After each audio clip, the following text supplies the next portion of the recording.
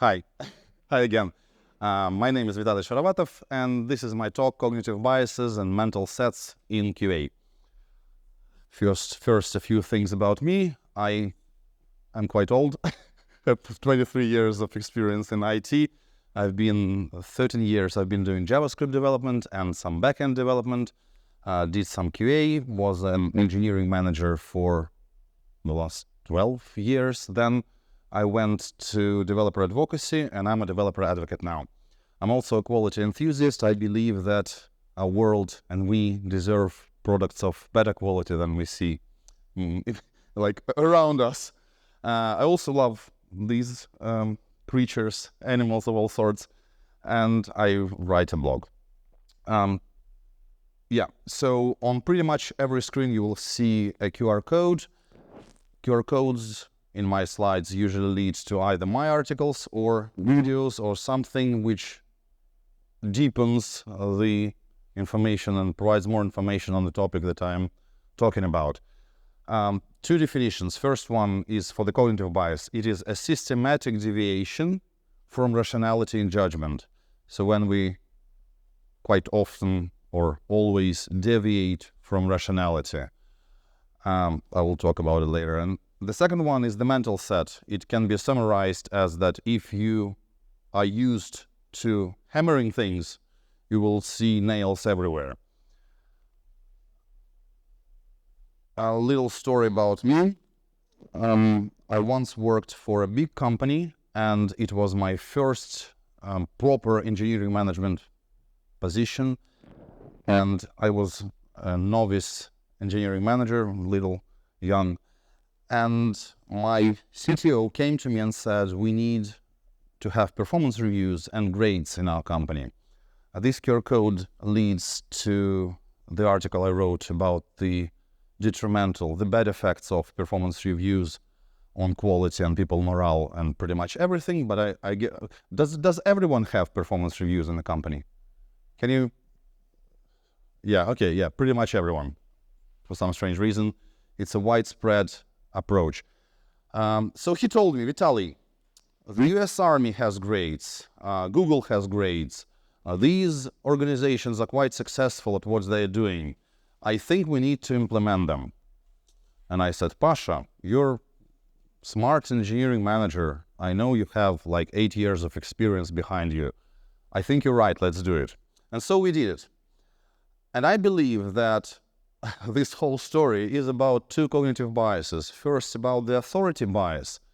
I thought that Pasha was really experienced and that everything he says is true, just because he's really experienced. I didn't validate anything. I didn't go and Google bad effects or good effects of performance reviews and grades. And the second bias here is quite well known, I think, cargo cult. It's where we copy certain characteristics from someone or some organization which we perceive as a successful one. We think that if we copy just that characteristic, we will be as successful as that company or that person. Like when I was young, or really young, we thought that smoking was good. It's like, oh, grown-ups smoke, I should do that. That's pretty much the same, that we try to be cooler if we smoke. That's kind of a similar approach. So this was my mistake, and I've made plenty during my engineering management position. But I want to talk more about quality here. Yes, performance reviews do decrease quality across the company, but let's focus on something else. I've heard recently a story where an engineering manager said that, this is the quote, I knew I was right when I decided to hire more manual testers, because they are now finding more bugs, and this means that the quality is better. When I heard this phrase, and I studied psychology quite a bit, I studied biases and all the irrationality that we people have, I was like, something is off in this phrase, something is really wrong. First one is this, I knew I was right, and the second one is more bugs are found, this means that the quality is getting better. So if we deconstruct this, I would say that the phrase, I knew I was right, shows something called confirmation bias.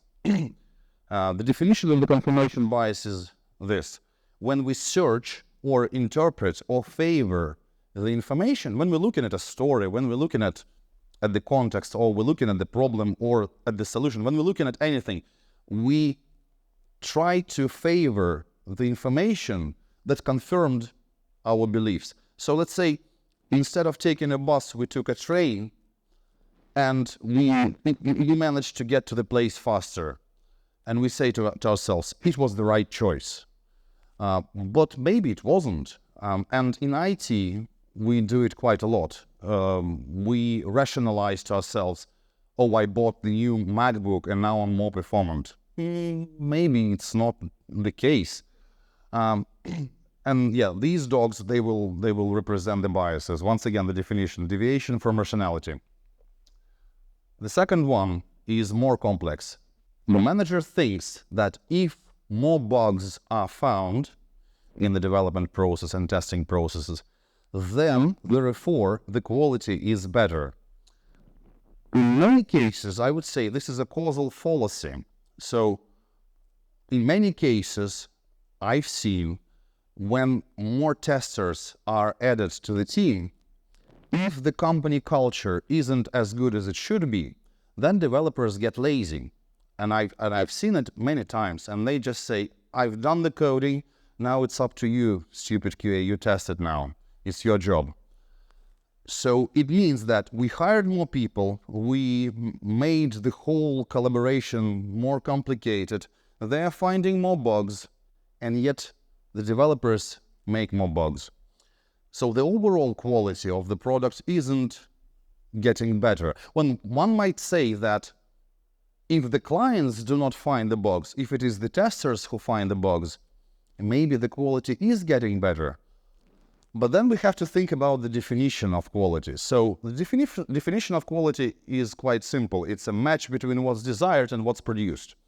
So from the client perspective, quality might be better. But if we look at our process, the quality of our process might be getting worse. Just because we are producing more waste, we are producing more defects, which are then found, which are then fixed, which are then retested, which are then fixed again, etc. So the overall efficiency of the process, the quality of the process is getting lower. It might be the case. It's not always true. It might be the case. Okay? Another story. One software developer in test told me that he likes writing end-to-end tests in Playwright. And as soon as he joins the company, he decides to automate everything. When I'm deconstructing this phrase, I see another interesting thing. The guy was saying, I love, and that is why I will automate everything. Which is quite weird, because if we think about the feelings, are the feelings always defining the optimal choice? It's not always it's not always truth. Maybe for that particular project, maybe Cypress was more optimal. Maybe maybe implementing your own testing framework was more optimal. Who knows? So how does one choose a tool? Well, essentially you have to weigh in many parameters. You have to think what your teammates know. Do they want to actually switch to that tool if you're suggesting a new tool? Does the tool cost something? What is the future of this tool? Because, for example, Google abandoned so many products and projects that maybe relying on some of them wasn't good. I still remember how people were migrating from Angular. It wasn't Google's, right? But anyway, people were migrating. People were migrating from Angular. And I would say it's hundreds of thousands or maybe millions of dollars, not wasted, but spent on migration from a tool.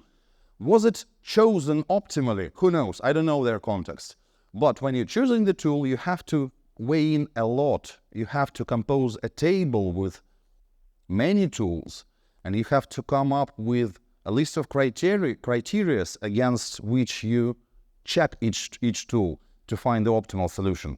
So maybe in this case, it was an example of a mental set. Once again, if all you have is a hammer everything looks like a nail. If you're really, really proficient in doing something, maybe you're going to be favoring this way of approaching a problem too much. Again, I'm not saying that everyone does it, but sometimes it happens. Come on. And another part of this phrase, automate everything. There is another bias called availability heuristic. It's when we favor something which we can easily recall. So let's say this software developer in test at his previous place of work was automating everything, and the approach to automate everything was optimal there. So he recalls how to do it, he knows how to do it, he thinks he knows it's a good approach. But maybe it's not the truth, not truth. Because do we always automate everything? If we do, what is the value of this automation? I've seen a few companies which were producing what I call FMCG products. They were producing marketing landing pages which were almost one-off things, like you do it, you deploy it for, let's say, St. Valentine's Day, and the next day it's not needed at all. And they were all very unique. They were completely unique, these landing pages. So there was very little you could copy-paste from one to another. The designs were different, the UX was different, everything was different. Did it make any sense for them to automate anything using end-to-end testing? I'm not sure. I'm honestly not sure. So if in their case, adding more tests or just automating even anything didn't add value, maybe that software developer in test would do harm if he wanted to automate everything. Another thing here is that I see many companies striving to get very good coverage. Can anyone raise hands who has KPI or OKRs for coverage? Yeah. Okay. So yeah, people do have that. And there are multiple studies. I've seen it just once, but there are multiple studies saying that as soon as you have some incentive, some bonus, or you just praised for growing your coverage, people start adding less meaningful tests. That is quite often, that happens quite often too. Why? Well, because you're praised for it. You want to write more tests. You want the number to grow.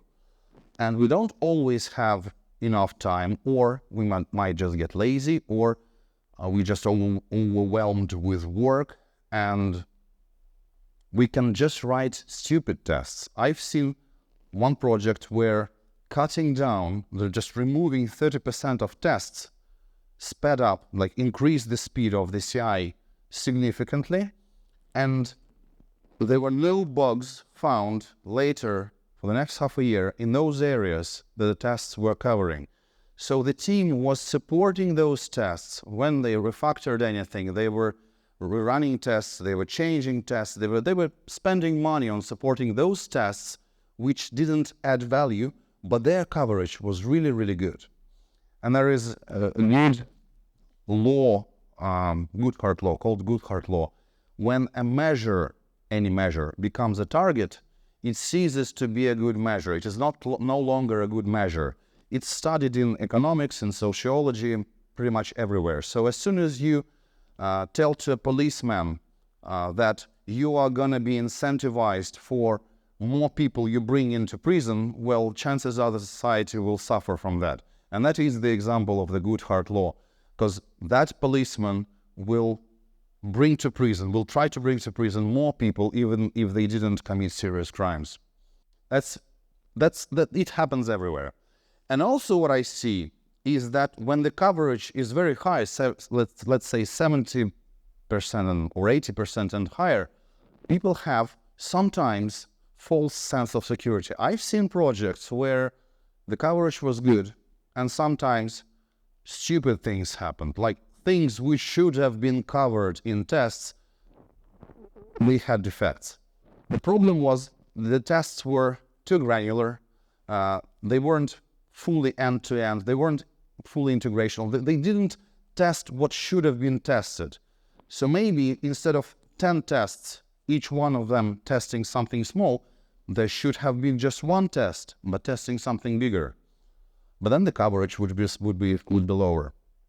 So they had false sense of security. So I've told many failures, and many of them have no clear answer what to do. The problem with the biases and mental sets is that it doesn't go away if you know it. So if I tell myself, Vitaly, you are a victim of availability heuristics, it affects you on a daily basis, I tell myself, okay, fine, and next day is going to happen again.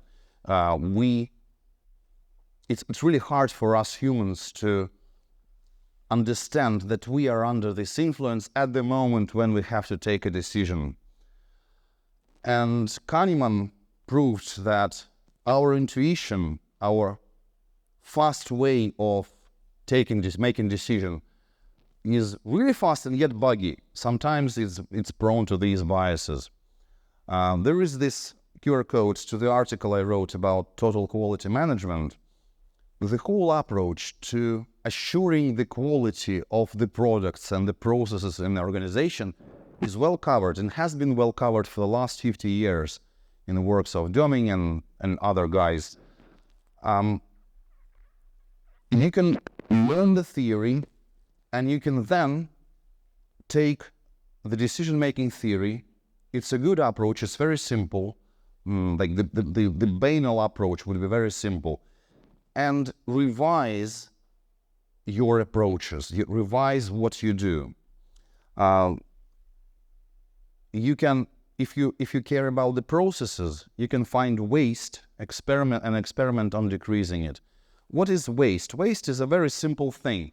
Like when you, as a developer, write the code, put it to QA, and then it waits there for a couple of days, this code, this time is wasted. So if we thought that this code would make users 32% happier, or users would bring $100 more each day, and if this code is waiting for 2 days, well, these 2 days are wasted. Users could have been 32% happier earlier and bring us more money.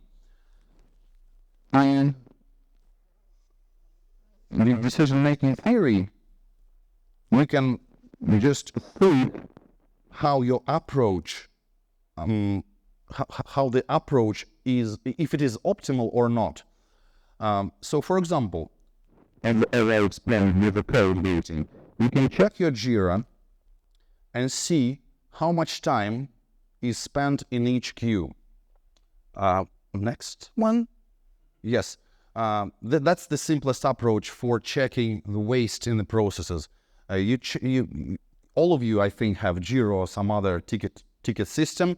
So you have statuses usually in testing or in QA, some status for the time when testers do their work. And you have development phase, development column as well.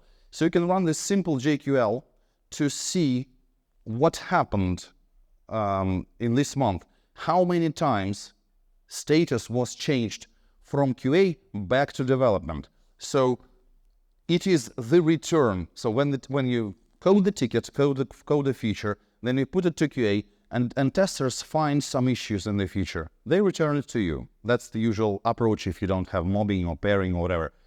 The usual approach is this. And so if you see that during the last month, let's say you built 20 features in total, and for 10 of them you had returns from QA to development, it means that you have quite a serious amount of waste in your processes. Why so? Well, because when a developer gets the feature back from testing, he or she can't jump to this feature straight away. The feature will wait till the developer finishes what they are doing now. Or, otherwise, they can stop doing what they were doing then and jump to this feature. But then that one will be waiting for them to come back. So if you see, if you really see in your program, in your process, that many features come back from QA to development, it means something is wrong. And if the status is, let's say, wrong thing is done, let's say a tester says the feature that you are building does not satisfy the requirements or does not implement the functionality that the user wanted in their user story, or if the tester says that the feature is incomplete, like you, the developer, didn't finish the work, didn't finish everything you had to, then maybe you can use decision-making theory to consider 3 approaches. These approaches I used. I didn't bring them and told the guys and girls, just use them now. I offered them these solutions and they thought about them. For example, in our company, we use requirements testing a lot. What requirements testing is very simple. QA sits with the product manager and checks if what the product manager thinks should be done makes sense, essentially. And if this feature is to be developed, what the developers have to pay attention to, what might be the issue. So essentially, the testers, when they start working before the development, they explain to developers better what needs to be done, and they make sure they know how to test it.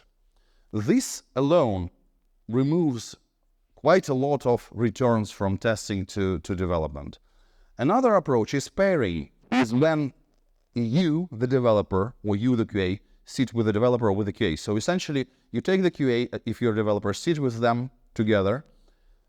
It means that they will be idle while you're working, or you will be idle most of the time while they are working.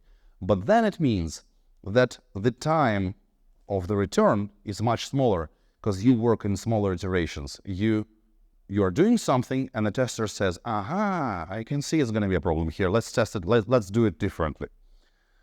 Another approach would be to have everyone in the team or some people in the team to participate in planning of the feature, not story points planning or any other type of planning, but in terms of creating the skeleton or the plan or the approach or the algorithm, how this feature will be implemented.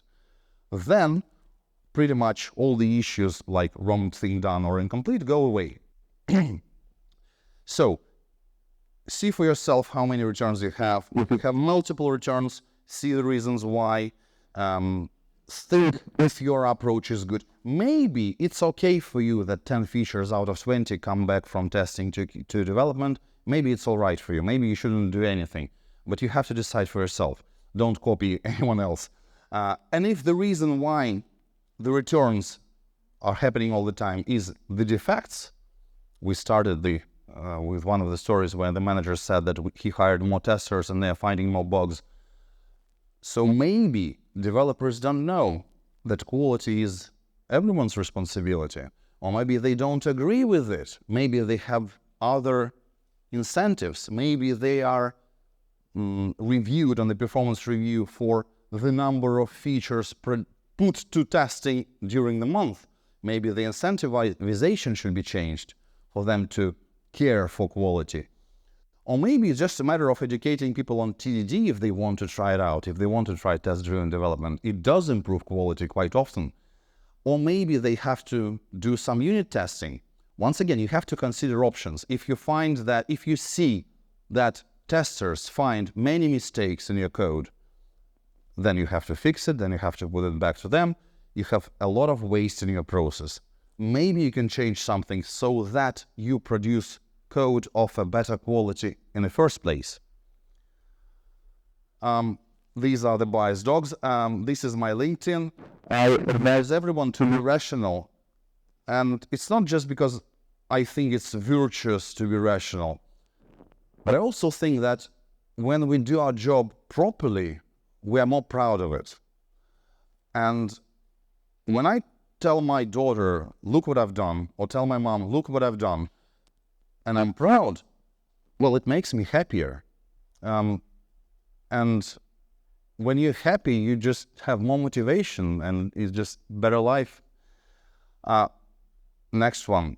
This is another passion of mine. I started this project with junior developers. They are learning while creating websites, and they are creating the website of a dog shelter in Poti in Georgia. Please have a look. If you want to donate anything to the shelter, please do. They live in terrible conditions, but we are trying to improve them. Does anyone want to break a better? Thank you. Super. And what I want to announce now is that in a couple of months, I and Olga will run 2 workshops. We're not sure about the venue. We'll find the venue. What I want to do, I want to show those who are interested how I find waste in processes and how it can be improved. So if you want, just bring your laptop and we will work together. And Olga will do a workshop on Cypress test automation. Olga is a Cypress ambassador now. This is the QR code to the LinkedIn page where you can leave your email and I will announce everything. And that is it from me.